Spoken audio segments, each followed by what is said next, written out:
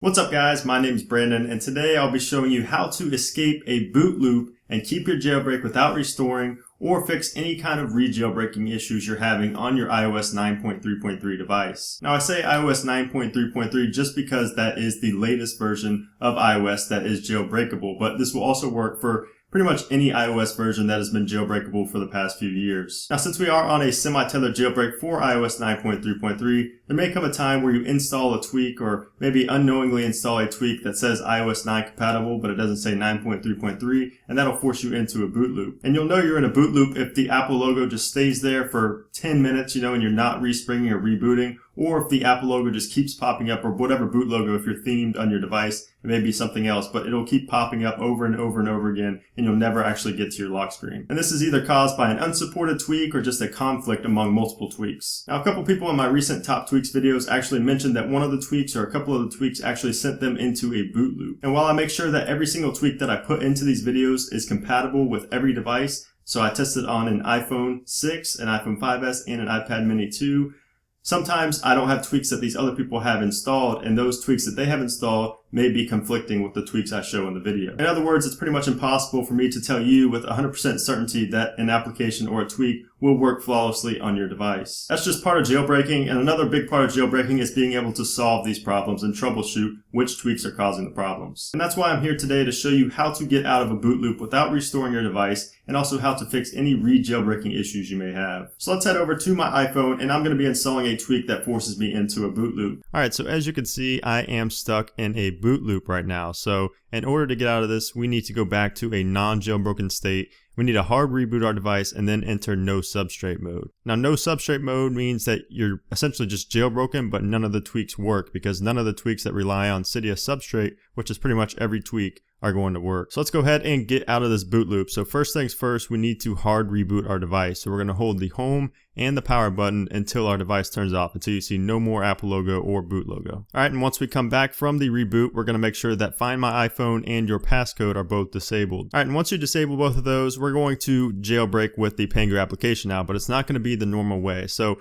what we're going to do, I'm going to tell you this before we actually do it and before you do it. So you're going to click on the Pangu app, and then you're going to lock your device, and once you lock your device and the notification comes up from Pangu, you're going to hold the volume up button, the volume plus button, until you see the Apple logo. So once we open up the Pangu app, we're going to wait about 20 seconds, I'd say, and then click jailbreak. Then after you get the notification to lock your device, go ahead and wait about 10 seconds after you see that, and then lock your device. And then right when you get the notification on your lock screen, hold the volume plus button until you see the Apple logo. This will boot you into no substrate mode. Alright, once you come back from that reboot, you should be able to open up Cydia. So now we're going to go into Cydia, and if you know what tweak was causing your boot loop, you can just go ahead and delete that tweak right away. But if you don't, stay put and I'll tell you how to figure out which tweak is causing your boot loop or whatever problem you're having. Now if you get an error while trying to delete that tweak and you have to respring, that's fine. Just go ahead and respring and try it again, multiple times. It may take multiple times, but you will eventually be able to remove it. Once you remove that tweak from Cydia, just go ahead and reboot and then re-jailbreak again. But this time when you re-jailbreak, do not hold the volume plus button and you should boot fine right into your jailbroken state. Now if you don't know which tweak is causing the problem and don't want to remove multiple tweaks at the same time, we can figure it out through iCleaner Pro. So what you need to do is open up iCleaner Pro. You're going to tap on the little plus icon down here in the bottom left.